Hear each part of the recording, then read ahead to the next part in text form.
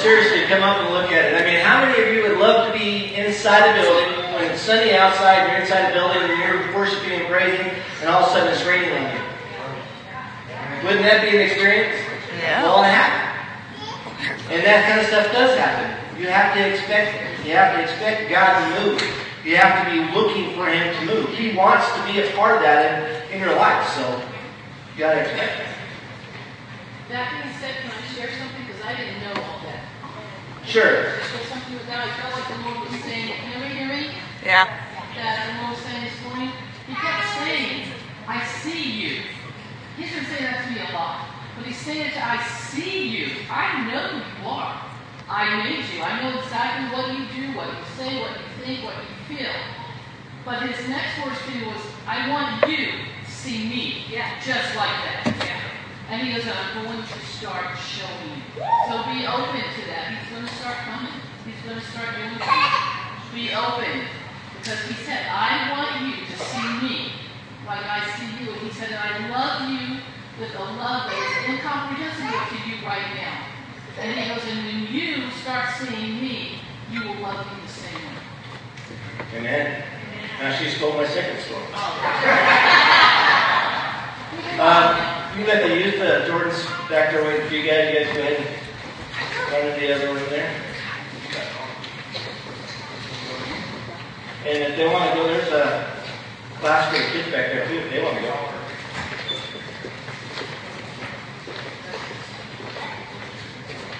Are they in with the youth? Sure, I'll do a little kids, right? No, they can't hear what All right, we're come talking here. Come over There's here. class for them back there though. about. Wade's back there. Yeah. All right, go ahead. Okay, so go. That way. Go have fun. Well, first off, I want to thank you guys for coming out this morning, being a part of church. I know we're getting a little cabin fever, staying at home. If you're the ones that were staying home, some of us didn't stay home much. But I appreciate you guys taking and, trusting in God and all that, coming out and being a part of gathering together, because it says, in Hebrews that we're supposed to not forsake the gathering together. We're supposed to come together and lift each other up. And this is what it's about. When you're in hard times, you need to encourage each other, not just hide out in your living room watching Netflix. So, or doing homework, or anything like that during school, because all the college kids are still doing school. But so thank you for being a part.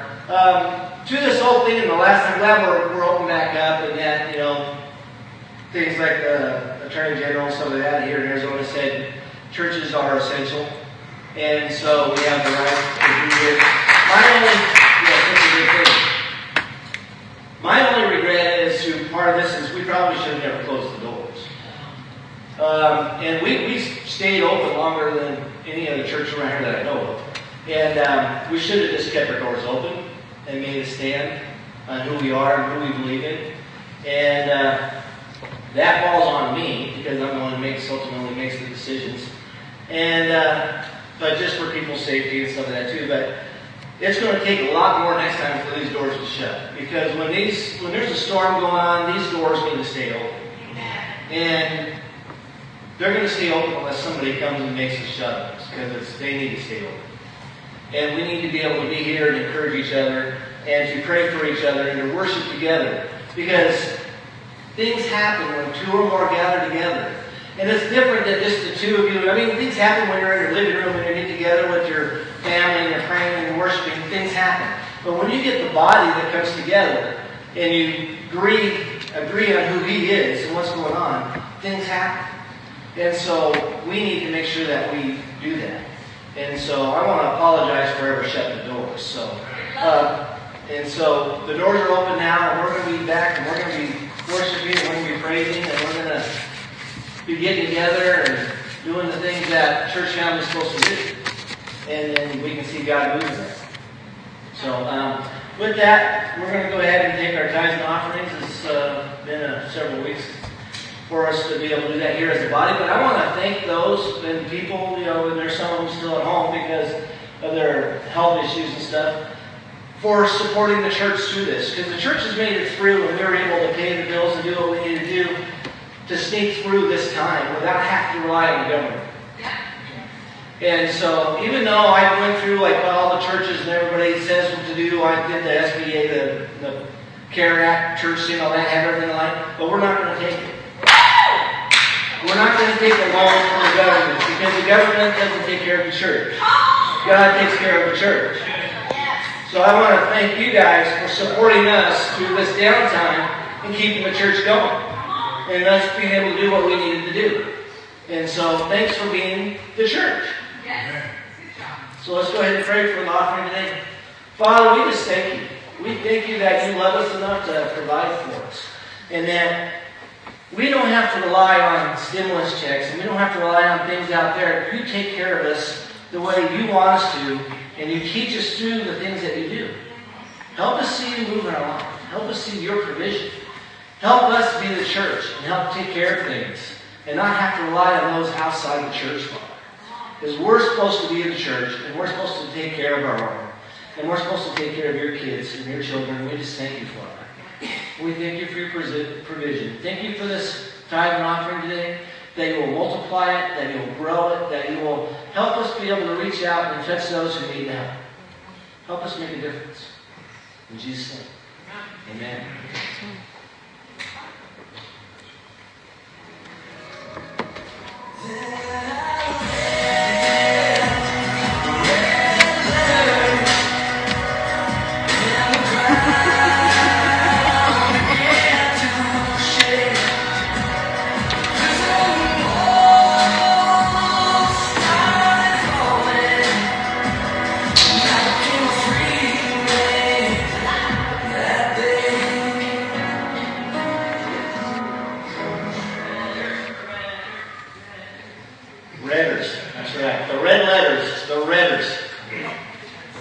I'm serious. I'm going to get a shirt made that says the Redders. Ask me about the Redders. What a great way to get people to say, well, what's the Redders? And you can talk to them about what Jesus said. So we're going to get some of those. Put it down, Jess. That's what we're doing next. We're getting some Redders shirts. Great tool for evangelizing. So through this whole thing, even before we had this social distancing and while we're at home doing social media, we've been doing the Redders. And we're going to continue to do the Redders because, like I've always said, when Jesus talks, we need to listen. More so than anything else. And so, we're going to be doing a thing today that I have titled, Bring It to the Father. But even better yet, I'm going to say, Give It to the Father. We need to be doing things, we need to be bringing what we have to the Father. We need to give our worship and our time to the Father. We need to be spending time with Him. There's no excuses, but if you were stuck at home, you had plenty of time to watch, different church things and different lessons and listen to different worship videos and things like that. You had time to spend time with the Father. But today I'm going to be talking about, it's in Matthew, and the story is in Matthew 14, 13 through 21. And this is the feeding of the 5,000. How many of you have heard that story? Anybody who's been part of church for a while? Because that was one of the miracles that Jesus did. That wasn't a bunch of people. But I'm going to put a little twist on it, hopefully today, to give you a little bit different understanding of that. This is when Jesus went out of town after he did some ministry and all that, and got away, and then people started following him, and all of a sudden they're outside of town. They're in the country. Who likes to be in the country? I'd rather be in the mountains than anywhere else.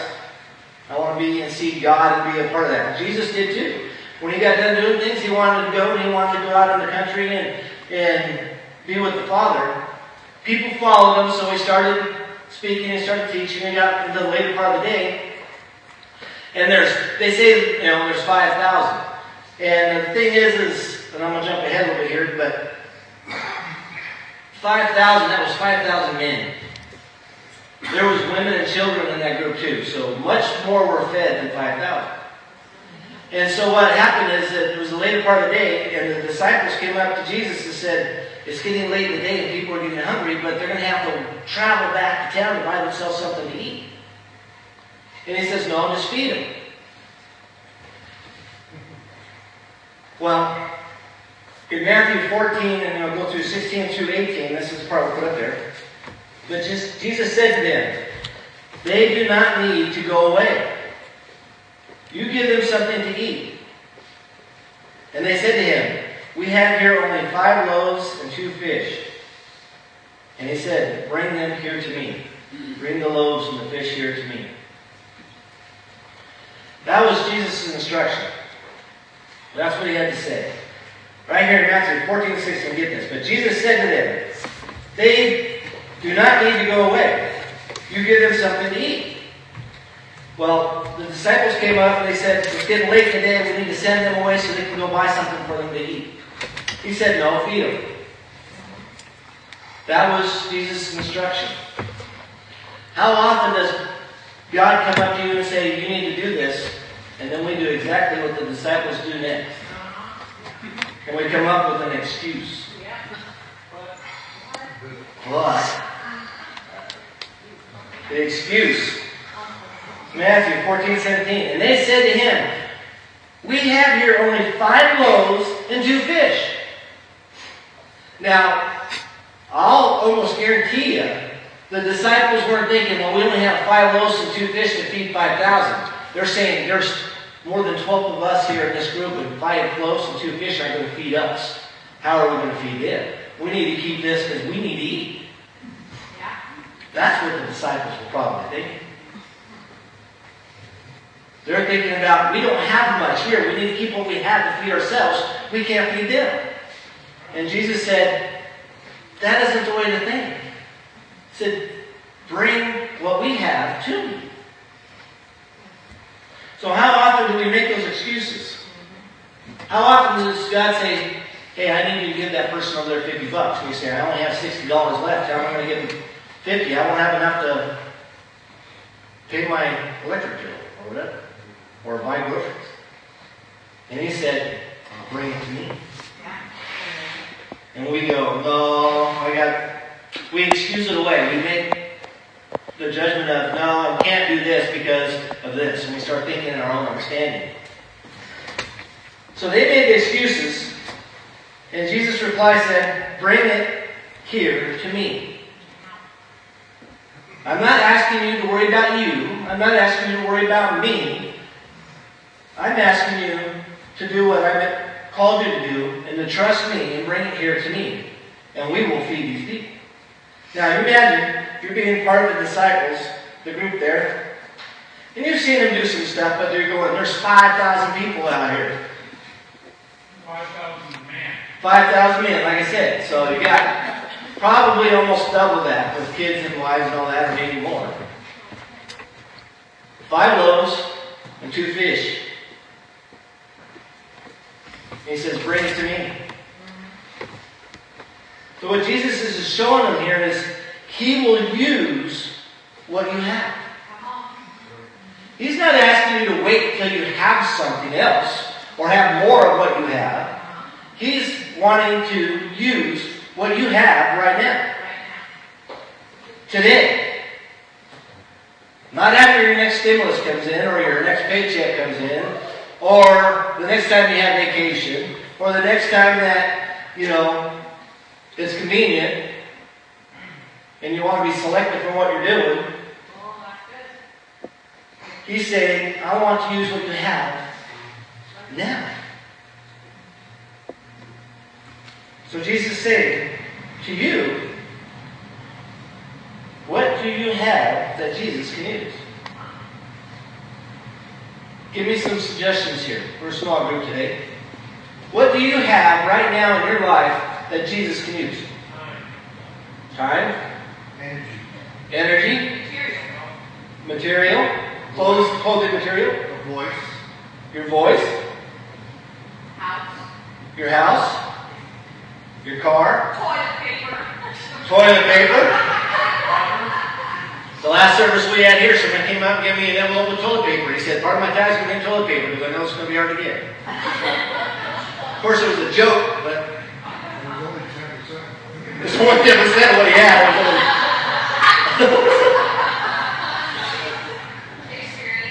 Experiences.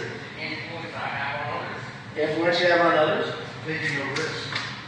Taking a risk. Nobody said money. I was going to say, I got money. Some of you have money. His love. His love, your love that you have in Him, and His love in you. Food. A smile. A camera. Like Monica said, material. When all this stuff started, she loves to quilt and all that stuff, and so she goes in there and she's bored because Monica cannot sit still. Really? This is the longest you'll see her sit. I know, because I've been with her longer than anybody. Because his dad's holding him down. So she went in and she said, I have all this material. So she sat down and started making masks to give to people who might be a little bit weaker health or something, to give people masks so they could have them. So they had to go to the store or something, they would feel a bit more comfortable. And there's some out there in the hallway, in the thing there. There's some regular masks, and there's a little bandana kit thing. So if you need a mask or something, feel free to grab one on the way out. And Monica made those. There's some very patriotic American flag ones. God can use a horse. There's been times in my life that, with my horses, that I use the horses to minister to other people. There's a lot of different places that use horses to help counsel and help bring, especially troubled kids and stuff, through their troubles and stuff, because of the way horses relate to people. When a horse hangs out with you for so long, like they'd come in, and I was the head of this. I worked at one of these places, so I was head of all the horses. There was 40 horses. And the kids would come in, and I would appoint a horse with a kid. Every time I went out with them in their class, and we only did like 5 or 6 at a time, that horse was with that person every time. After a while, the horse would start relating with the person. Now, when you have troubled teens, and I dealt with only the girls, when you have these troubled girls, they hide what's the emotion, what the root cause is, or what they're really feeling inside. They put a mask on. We all do that. We put a mask on and we pretend that this is going on and all that. The horses will start reacting the way they're truly feeling. So that is a way that we use it in counseling with them, is we would watch, and if the horse would start acting out in fear, we know that there's fear inside the kid. If there's anger, the horse would start acting in anger. It's amazing how they can sense those things. And so, you can use a horse as a tool to minister to someone. You can use material. You can use your car. You can use your time going to the grocery store for somebody. There are so many things that God can use. A donkey? Yeah, a donkey. So, now that you've thought of all those things that God can use in your life, let's not make excuses. Don't make excuses. Next time He says, I need you to do this, you can't say, well, I only have 5 loaves and 2 fish. I only have so much money, or I only have so much gas, and I only have so much food in my cupboard. There's another time, and I've shared this before, that we ran into a family at the church that was down to nothing. I mean, they didn't know what they were going to eat for dinner. And Monica and I, the kids were little. We went home, we started with the kids, and we got them involved, and we started emptying our cupboards, and we had enough there for about 3 or 4 days of food. And we took it, and we took it all to those people and dropped it off on the porch. And we didn't let them know it was us, and we gave them our food. When we got back out, at this time we lived out here, past the church, and there's only a few houses out here. We're out in the country, out here, and there's 3 or 4 houses in this whole valley at the time. We pull up, and there's bags and bags of food in the front of the parking lot driveway. And somebody, while we were out giving them all we had, Jesus had somebody else bring us at least double or triple than what we gave away. That's the way He likes to do it. That's the way God works. He asked us to give of what we had. We didn't say, well, what are we going to eat tonight? We say, well, we're going to do what He said. We're going to trust. And it's hard to get there. We got to do this stuff. But we didn't make excuses. There's one time when we did our performing arts team and we were traveling around. We had 21 teenagers. And Bert. in our bus, and we traveled, and we did 5 states in 3 weeks, right? And we did performing arts in different churches and different buildings, so that we got to the great city of Las Vegas, and we went to this inner city ministry that Jim was part of, I think, is how we got with them. And then what they do is they feed the homeless, and they come in, and they come in, all people come in, and they make them sit through, and they give a little testimony and all that, and then they'll feed them. You don't feed them first because they leave, so you let them sit through the testimony so they hear a little bit about Jesus. You got to be wise about what you do. You know, be wise as a serpent, but meek as a dove. So you do it nicely, but be wise about what you do. And so we went in there, and we actually, instead of doing a testimony, we actually did some performing arts. We used to do like live video or drama, dance stuff that they did. And so we put on our routine with all the kids and did that. And there was probably, I don't know, about 70 people or more from the street that came in. I mean, barefooted, and they're sleeping on the street. They were living on the street. They came in. But the problem is when they got there, the people who normally feed them, when they went to go get the food and bring it out, because it was brought to them from another group, it was all moldy and bad. So there was no food. So we made the team aware of that. And what was really neat is all these teenagers and Bert went out to the bus, went through, because when we traveled, we took care of all the main meals, but the kids took care of all their snacks and all the stuff in between. They had to take care of that themselves because we couldn't afford to do that. We were doing on love offerings as we went. Well, they went out and they started opening all these cupboards up in this bus and taking out their snacks that they haven't been getting for the last several weeks while we're traveling. They took it all and they took it in and put it out there, and it was amazing. We had nachos and salsa, and we had the chips and salsa, we had sweets, we had lunch meat, we had everything you can think of. Everybody ate better there that time than they normally would. So the kids didn't think about, well, I got to come, I want that snacks for tomorrow. They didn't think of the excuses. They just saw the need. And God put on their heart, feed these people. Not only did they feed the people, some of the people that were with us walked out without their shoes on and stuff because they had the same size shoes as the people that were homeless and they didn't have shoes, so they took their shoes off and gave them to them. We had to go shopping to buy people and bought shoes back for the people because we had more stuff to do. They needed shoes too. But that was the heart. They saw God ask and they saw God multiply a bus full into a whole room full like this and just food everywhere. Those people they ate and they ate and they ate. And they took stuff with them. And, we had a young mom with us, so there was another young adult besides Bert. With her baby, the baby was with us. And she gave away like baby clothes, her shoes, all her diapers, and all that stuff. And we're like, okay, we have this kid on the bus, we need diapers. So that's why we had to go shopping. But it was so cool to see when Jesus asked, they didn't come up with excuses. They just did it. He took a little bit and he fed a multitude. So when Jesus asks us to do something, don't make excuses. Don't think, well, I only have this much, so I got to hold on to it tighter and tighter, because that's the American way. That's the world's way.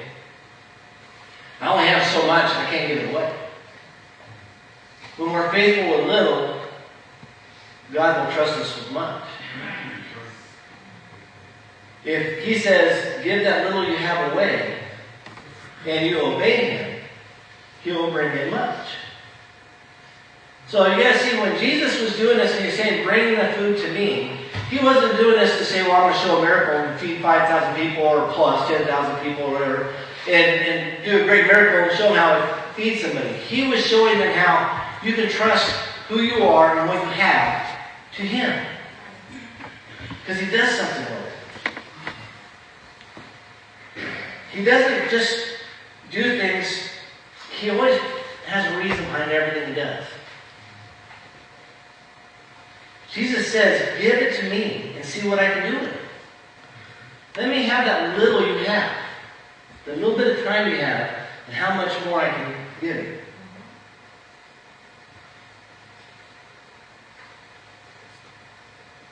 So when you go home today, I want you to start thinking about what you have and what you can use to minister the gospel. And then ask Jesus, what should I do and how should I do it? And he'll bring something to mind that sometime might be today, it might be this week. And he might tell you, well, everybody's going through drive-thru, so buy the food for the people behind you. And you're going, but that's total of $22, I only have $24. Well, use the $22, see what God will do with it. What do you have that Jesus can use? So what was left after the 5,000 plus the women and children, the multitudes were fed 5 loaves and 2 fish. Jesus broke it. He prayed over it. They started passing it out and feeding all around the crowd, and everybody ate till they were full. And when they got done and everything was done, they went back to, they had 12 baskets full of bread and fish left. Jesus can take a little bit of what you have and make it 12 baskets full of what you have. You can give him your last 20, he can give you back 200. 2,000. 20,000. He can take that little bit of time you have each week and say, well, I don't have the time. Next thing you know, you're doing time management and you have more free time than what you thought you had before. He'll expand it. When you pay your tithes, you go, I can't pay my tithes, I don't have enough for my bills. Tell you what, and I usually don't talk about tithes, but we're talking about God using what we have. You got to pay your tithes. Well, if I pay my tithes, I don't have enough for the mortgage and the air, the APS and the gas and all that kind of stuff. I won't have enough. I won't have enough for gas and all that. Well, tell you what, you don't pay your tithes, you're not going to have enough. You're going to barely get through. You pay your tithes, he will get you through. You'll get through all those things that you need if you trust him and you give it to him. He will take it and multiply it, and the money you have will go even farther. You'll get a return from some utility that you forgot that you did the deposit 6 years ago, and they go, oh shoot, they never got their deposit back, and all of a sudden you have a deposit check that's more than what you'll need. You'll never know where God can bring it from. But Jesus says, bring it to me. I think that might be Jesus. Yeah. You never know what he can do with what little you give him. You never know with what energy you have, well, that's not enough to make a difference. You might be the one that does make the difference. You go, well, I'll just be too tired when I'm done. You'll be surprised. You might be tired, but the next day you'll have the energy that you didn't have before. God takes care of his people if we trust him in the good times and the bad times. People are getting through this right now in this community and stuff mainly because people are helping each other, because there's a lot of people who still haven't got their unemployment and their stimulus check. But they're still getting through. They're still got a roof over their head. They're still getting through things because people are trusting God with what they have. Or he's stretching what you have.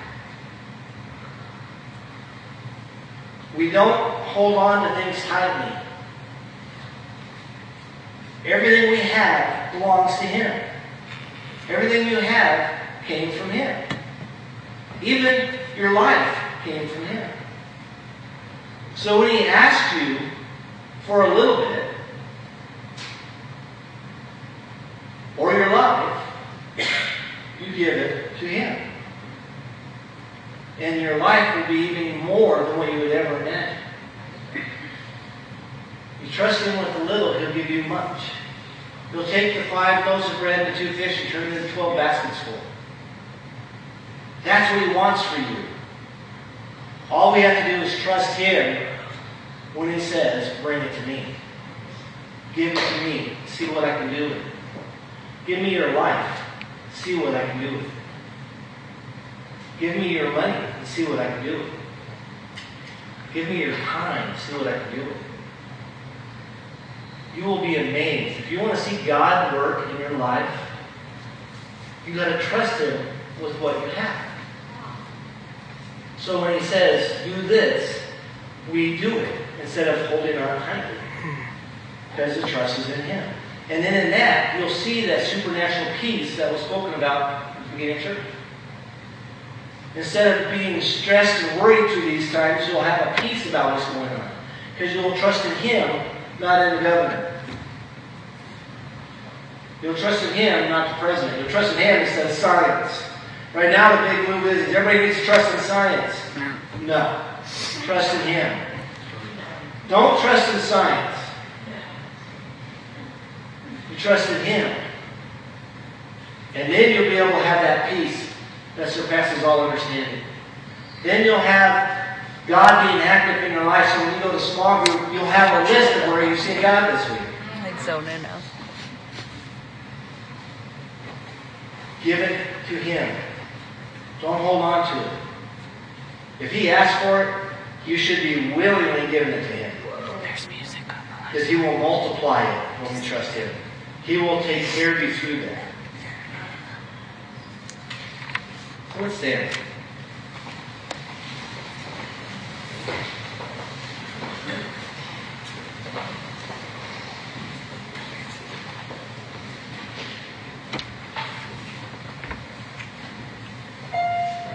Father, help us hear your voice and sense your leading when you ask us for what the things we have in our life that you need, or you want, I should say want from us, because you don't need anything from us. You want all of us.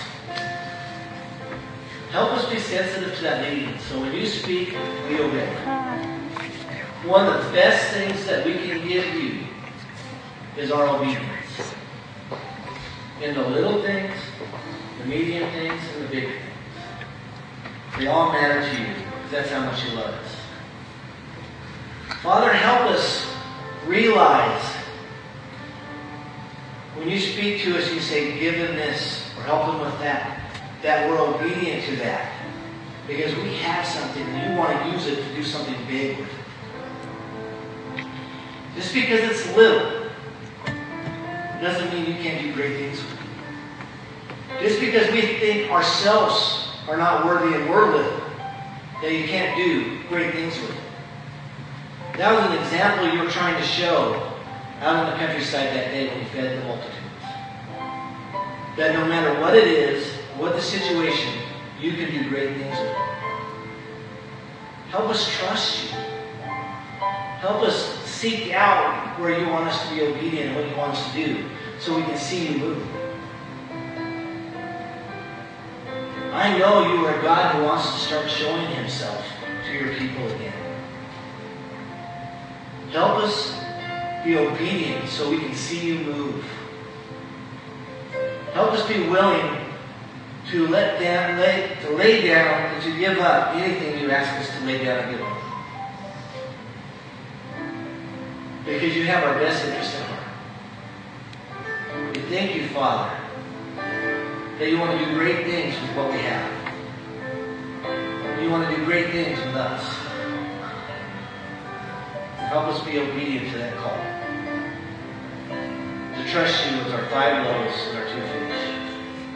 With our cars, with our homes, with our money, with our time and our energy, our clothes, our material, any of it that you ask for, Father, let us be willing to give it to you. To see you do great things with it.